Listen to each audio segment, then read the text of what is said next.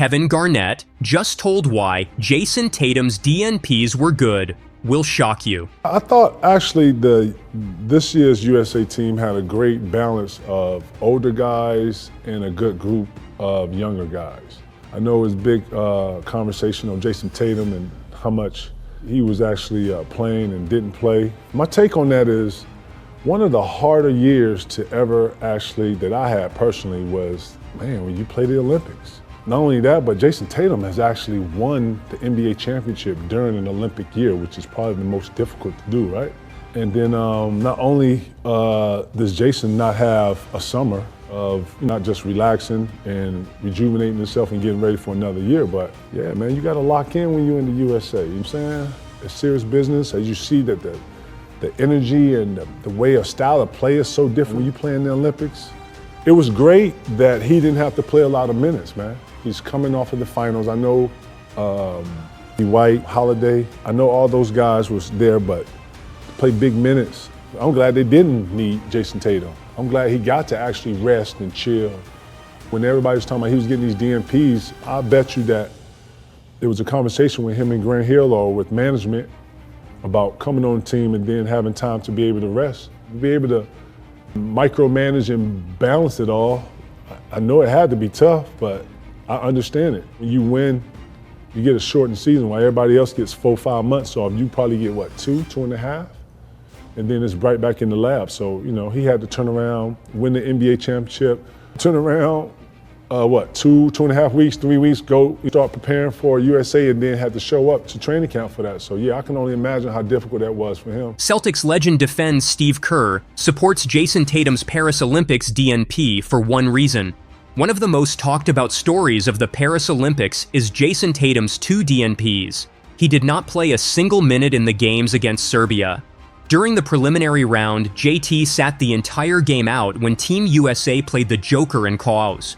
A few days later, the story was the same, except this time, it was the semifinals. From a wider perspective, it seemed that Steve Kerr had planned his rotations for this matchup. Still, there are questions as to why Tatum wasn't a crucial player to be considered when playing every team. Fans, as well as critics, poured all sorts of reactions on social media, accusing Kerr of not liking Tatum. Out of all, the Celtics legend Kevin Garnett had a different opinion on the Celts DNP. KG believed that it was rather a relief for him to not have played.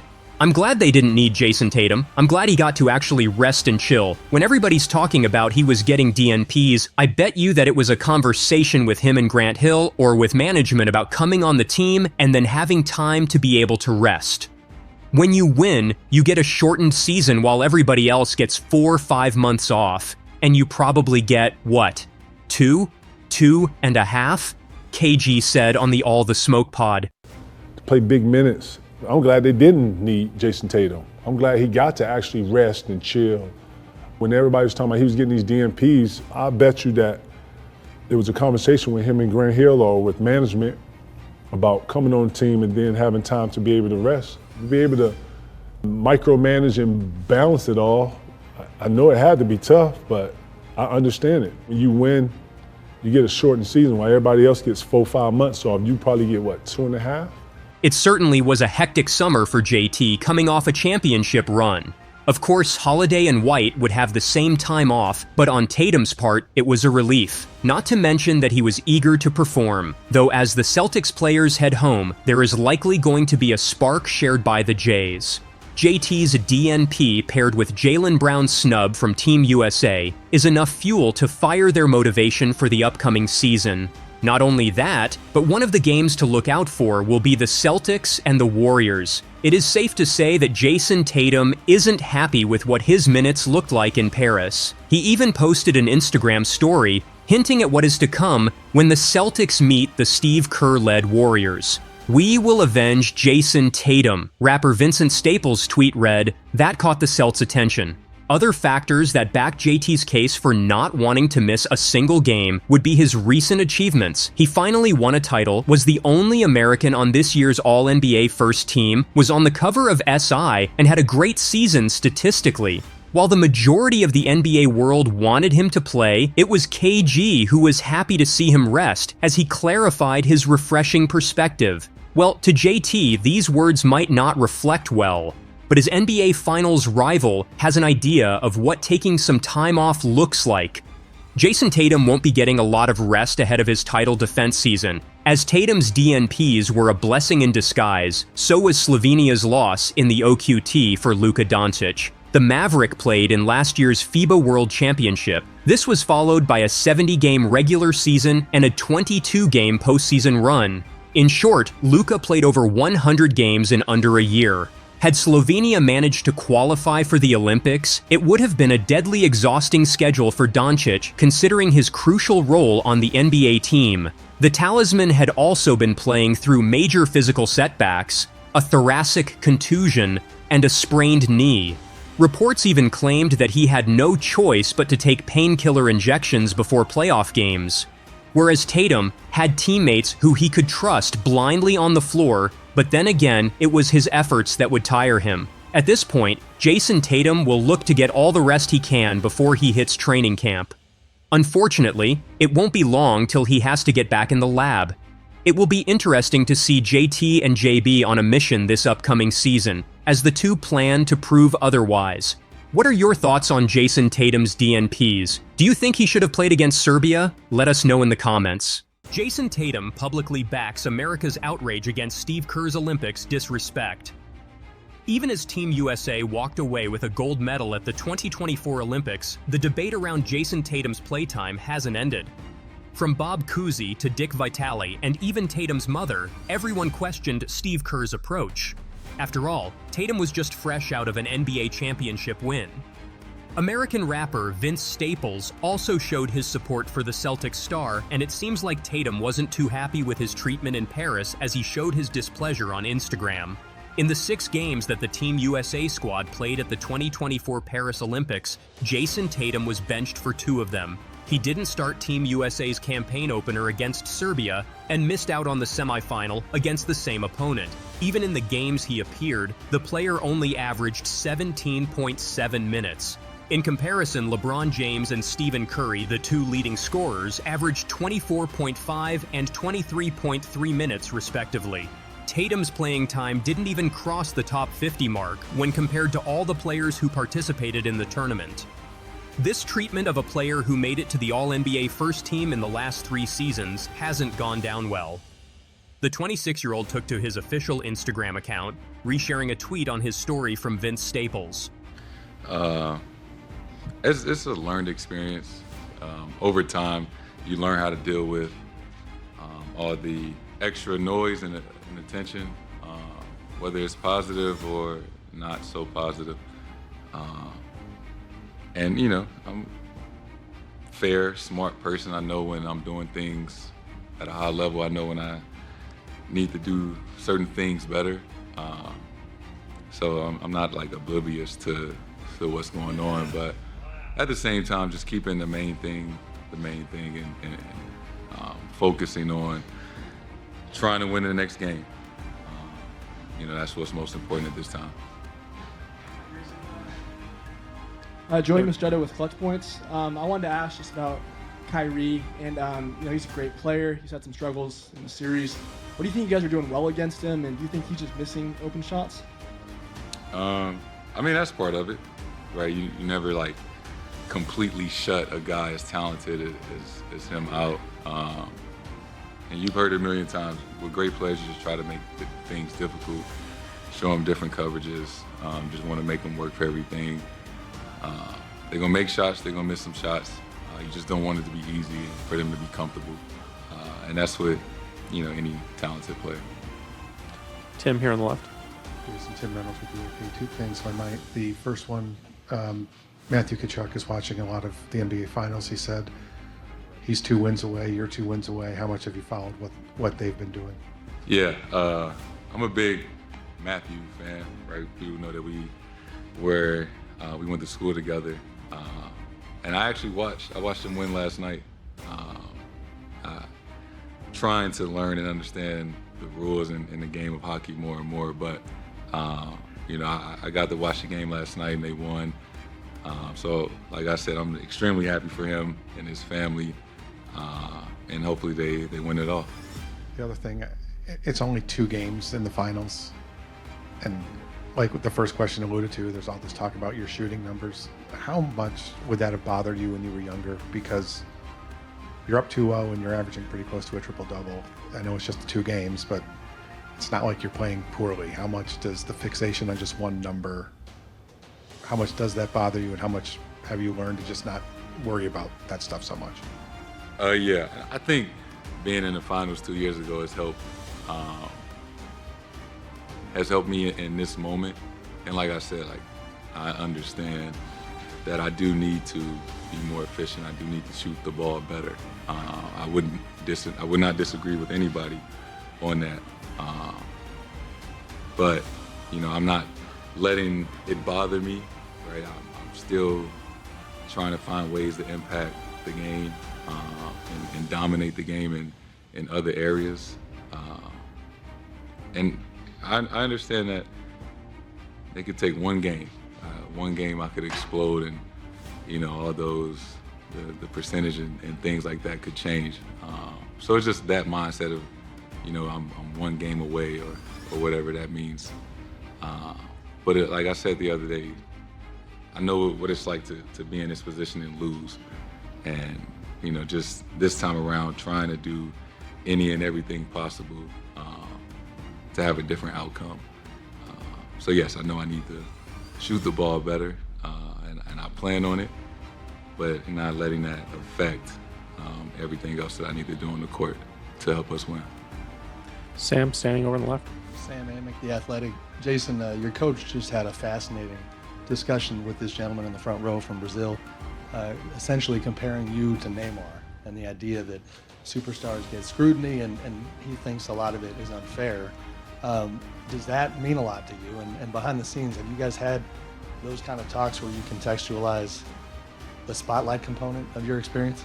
Yeah, and that's one thing I truly do appreciate Joe, aside from being, I think, an excellent coach, is that I truly do believe that he cares about us, our team as individuals, and obviously myself, the conversations that we have, and he always, through the season, the summertime, and obviously through this postseason, have had days where he's called me into his office, and not necessarily talk about X's and O's, but check on me as a person, and how I'm dealing with everything, and that does mean a lot for somebody to take time out of his day to show that compassion or whatever, and just know that he's there for me.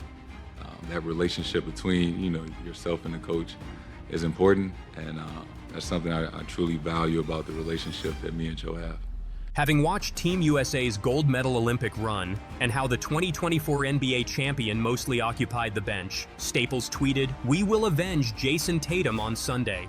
By highlighting the message to his 8 million plus follower base, the player is not hiding his true feelings anymore. Earlier on August 9th, Kerr defended his decision to bench Tatum for the most part. "It's not what I'm not seeing from Jayson. It's what I've seen from the other guys," the Golden State Warriors head coach said. Prioritizing 12 players in a 5-man team, when all 12 of them performed exceptionally during the recent NBA season, is no easy task.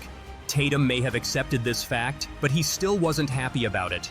Tatum played for a total of 71 minutes in Paris, the second fewest number in the team. Kerr did rotate his team, but Tatum often found himself looking in from the outside. Tatum averaged 5.3 points, 5.3 rebounds, and 1.5 assists during the Olympics, numbers not befitting of someone who drove the Boston Celtics to end a 16-season championship drought. As it turns out, Vince Staples isn't the only known figure who was not pleased with Steve Kerr's apparent treatment of the player. Celtics legend Bob Cousy told the Boston Globe that Tatum being benched wasn't just a snub. He added, "This is an embarrassment for that poor kid all over the expletive world. The Olympics have gotten that big. Everyone's going to think that there's something wrong this kid." Former college head coach and basketball sportscaster Dick Vitale was also baffled with Kerr's tactics. He tweeted, Someone Paulus let me know is at JTatum0 injured, as he hasn't received the PT, playing time, you would expect an all-NBA player to get. Tatum's mother, Brandy Cole, responded to the tweet and wrote, "No, he not. But if you find out what's going on, please let me know. Unacceptable and makes no sense." Last season for the Celtics, Tatum averaged 26.9 points, 7th highest in the league. He also averaged 8.1 rebounds and 4.9 assists during the franchise's march to the championship. Former Milwaukee Bucks point guard and 2021 NBA champion Jeff Teague stated that Jayson Tatum being benched will have long-term consequences, as the player's reputation in the domestic league may not remain the same, while Boston Celtics owner Wick Grousbeck held the belief that, to him, Steve Kerr's decision-making regarding his player is a mystery. Jayson Tatum may go on to hold some resentment at the moment. Will it mean his future with Team USA, especially at the 2028 LA Olympics, is in doubt? It's a real feeling. Still hasn't really kicked in yet. Just trying, I guess, enjoy the moment. I kept saying, wow. These last 7 years have been a roller coaster, up and down. I had to listen to all the shit that people said about me. And tonight, it was worth it. Oh my God. To be able to say we did it, that we came together and we won a championship. Banner number 18 has been hanging over our head for so many years. To know that we're gonna be engraved in history. And it still hasn't registered. I'm just still trying to process it all. But we did it. We won a championship. Over here on the left side.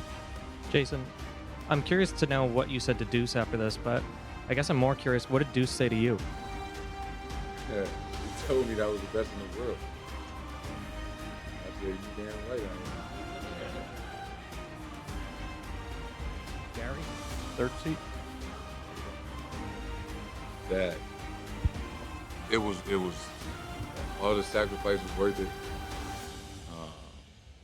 I'm so thankful to have been in the positions that I was growing up.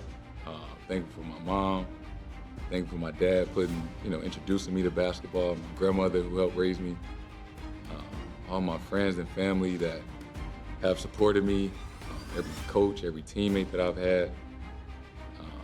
There's a lot of people that have had a hand in the success of Jayson Tatum.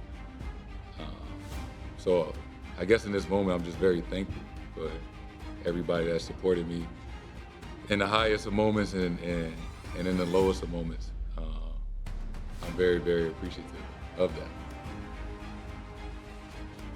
Matt, over here on the left, second row.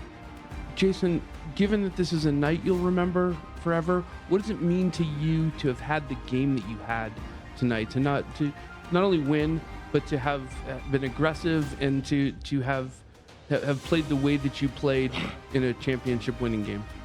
I mean, this is gonna be a night that I will remember for the rest of my life. The game, the celebration, these moments. Over the last couple of years, we've had some tough losses at home in the playoffs. And we've lost the NBA championship at home in front of our fans. We had a chance to beat Miami in Game 6 a few years ago and lost that one. So to have a big win, the biggest win that you could have in front of your home crowd, I felt like that was really important to go out there and do everything in my power to make sure we win this game tonight. Ramona, left side, fifth row. Hey, Jayson, Ramona Shelburne, ESPN. I know you've talked a lot about Kobe Bryant as one of your idols and somebody you've had in your game after and your motivation after.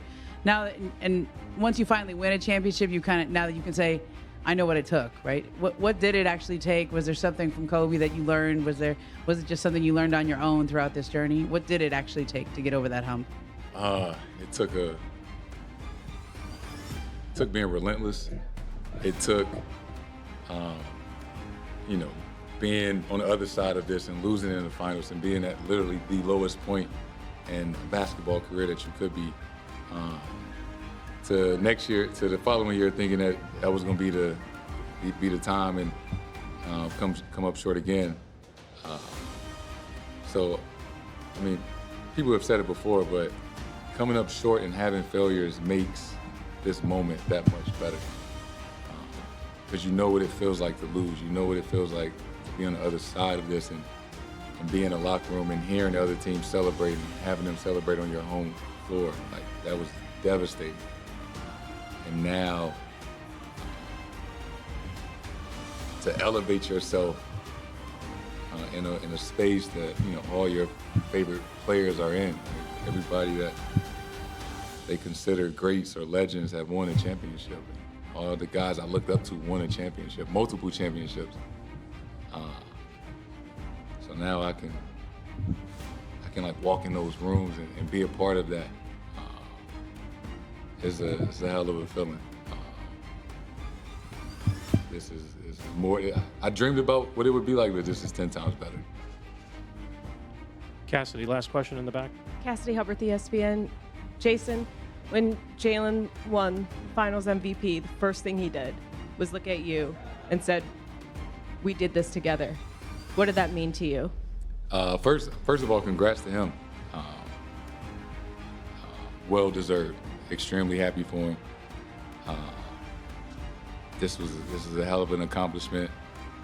The main goal for us was to win a championship. We didn't care who got Finals MVP.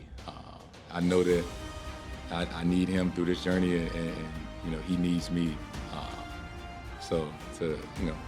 It was great to see him have that moment and share that moment with him. I'm extremely happy for him. Well deserved.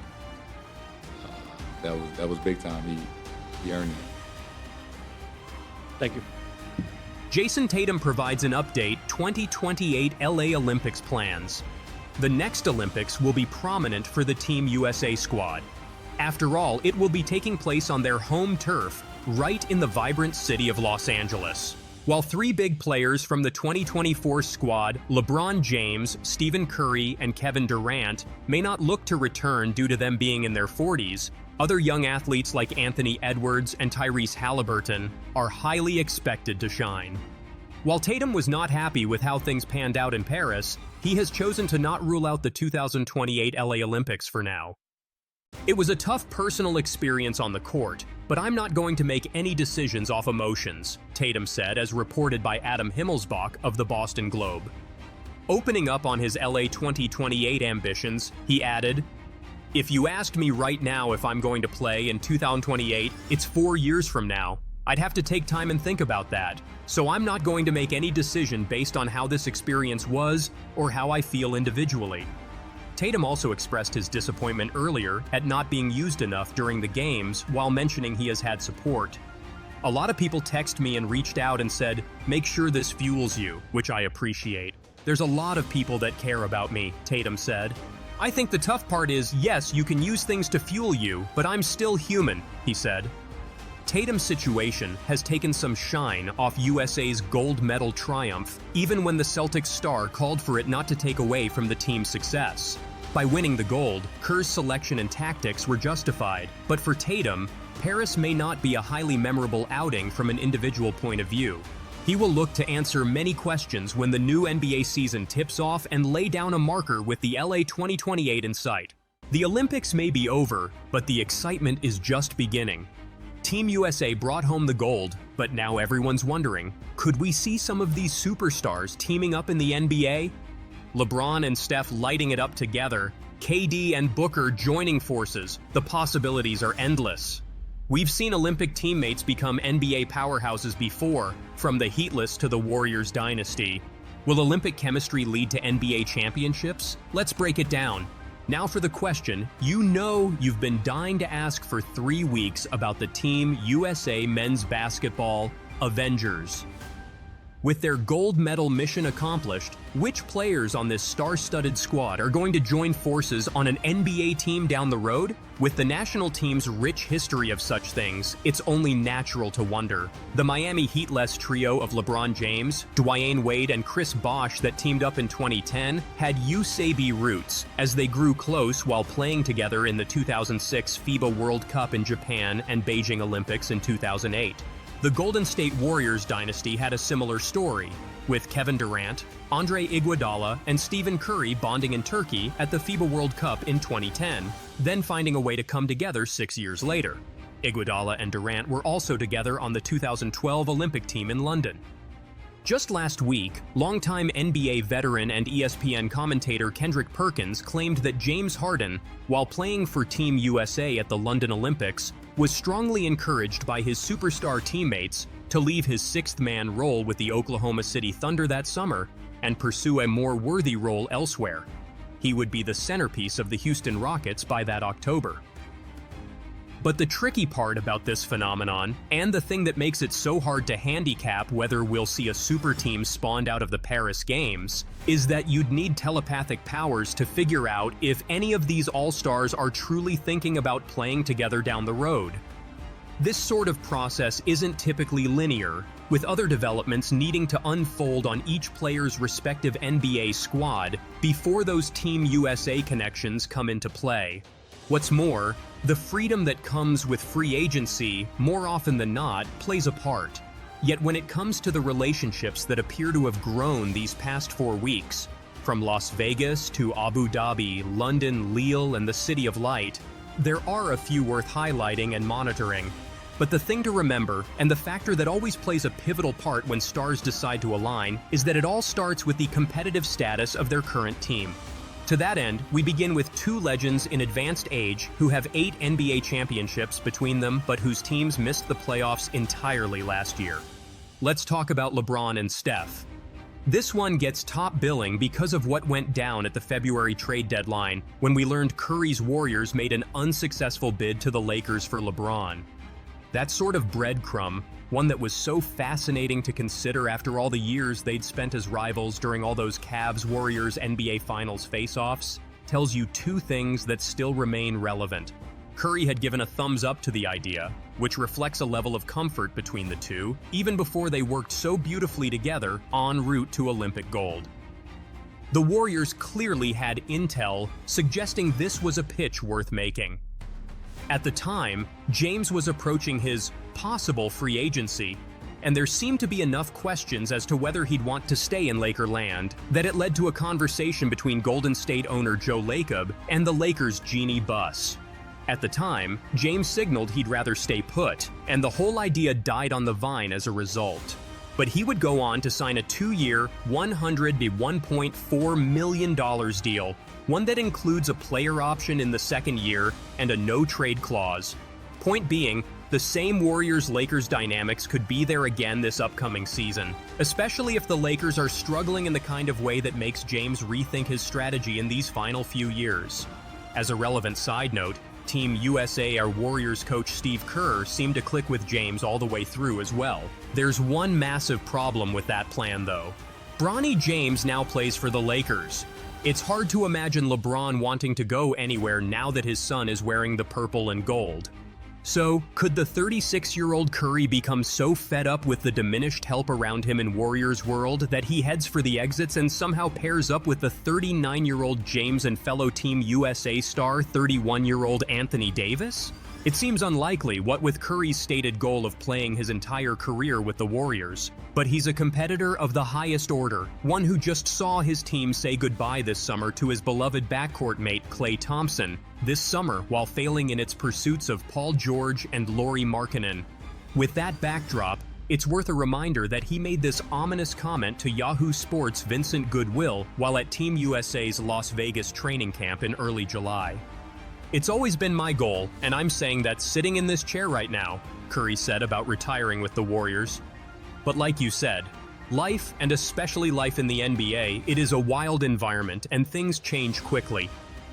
In terms of Curry's contract, he has 2 seasons left, $55.8 million, and $59.6 million, and is eligible to add one more year on an extension this summer. Warriors general manager Mike Dunleavy Jr. made it clear what the organization wants, telling our Anthony Slater that Curry can have whatever he wants, and that he is pretty confident he will be a Warrior for life. The fact that they clearly enjoyed each other's company, constantly goofing around at practices and celebrating with such joy together after the biggest of wins, is of equal importance. When it was over, after Curry put France to bed with that three-point flurry and said nuit nuit before closing the door, James decided to post the picture that perfectly captured their shared spirit. The news conference after the Team USA gold medal game, with Kerr, Curry, and Kevin Durant all raving about one another on the same podium, was the kind of thing I never could have imagined 5 years ago. It happened from start to finish, with Durant and Curry sharing a Mutual Admiration Society news conference at the start of the Olympics as well. When Durant left Golden State for Brooklyn in free agency, there was a fair amount of shared baggage from their 3 years spent together. You don't have to be Dr. Phil to figure that out, as Durant came very close to winning 3 consecutive championships, within a torn Achilles tendon in fact, yet chose to head for the exits. But feelings evolve over time, and Curry and Durant spent the entire Team USA journey sharing the kind of deep reverence that was there during the best of times in their Warriors days. On Curry's side, it was notable the first-time Olympian would routinely reference Durant's 3 gold medals, now 4, and standing as the best Team USA player of all time. Durant in turn spoke glowingly about who Curry was and remains both on and off the floor. Yet while the Warriors are clearly on the prowl for another big-time star, and with a known commodity like Durant certainly fitting that bill, Phoenix Suns owner Matt Ishbia emphatically insisted the 35-year-old wasn't going anywhere in late June in response to speculation of a possible Durant departure. NBA draft night is the best. Everyone talking about the drama and storylines, some are right and some are just wrong. Matt Ishbia said, "My turn. Phoenix loves Kevin Durant and Kevin Durant loves Phoenix, and we are competing for a championship this year because we have the team to do it. Gotta." But how might Ishbia feel if they fall short again? Or Durant, fellow Team USA member Devin Booker, or Bradley Beal for that matter? Only time will tell, but the Suns' first-round loss to Minnesota in last season's playoffs wasn't the sort of start any of them envisioned in their first season together. When the gold medal game news conference was nearing an end, after they all fielded several questions about Curry, Durant, and James, Kerr grabbed the microphone and announced that he had one more thing on his mind. "Devin Booker is an incredible basketball player," said Kerr, who chose to start Booker for every Olympic game en route to him, averaging 11.7 points, team best 56.5% from 3, and 3.3 assists. Nobody asked about him, but he was our unsung MVP. I just wanted to say that. Curry, in turn, posted Kerr's quote on his Instagram story and added the caption, "Damn straight," while tagging Booker's account. For someone like Kerr, who is typically bound by the NBA's tampering rules that tend to suppress an opposing coach's public enthusiasm for another team's stars, the Team USA environment allows him to speak his mind in the kind of way that could aid a recruiting effort one day.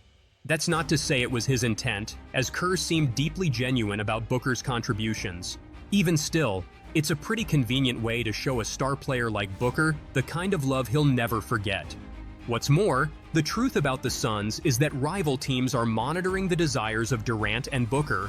The Rockets, to cite one example I reported in late June, are among those teams that have Booker on their wish list.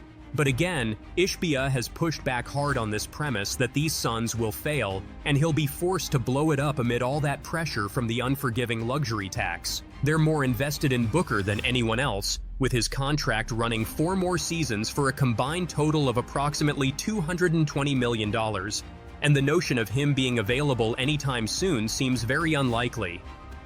To hear Booker tell it at Team USA's Vegas training camp in early July, he's every bit as invested in this Suns group as Ishbia.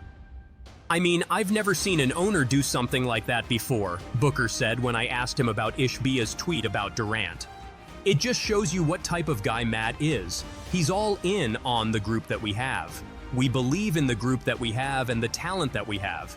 It's not easy to win a title, so I think having that hurt together and that experience together in the playoffs is going to help us moving forward. Boston went through it before winning it all in June.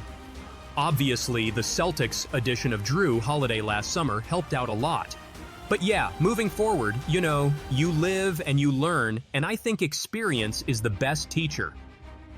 Truth be told, we could workshop these fascinating scenarios all day. Anthony Edwards and Durant became fast friends who were dynamic together in Team USA's second unit. So does that mean the 23-year-old Minnesota Timberwolves star might find a way to persuade his favorite player to force a trade to his frigid part of the country? Don't count on it, from either side. After Minnesota's run to the Western Conference Finals last season, and with Edwards' star on a meteoric rise, it's so far so good for him with his current core. Joel Embiid was desperately in need of help a few months ago, but the Philadelphia 76ers are all set for their next push after landing George in free agency and re-signing Tyrese Maxey. Could Heat big man Bam Adebayo, whose running mate, Jimmy Butler, can be a free agent next summer, find the help he so desperately needs among his Team USA pals? Perhaps, but there are no visible dots to connect just yet.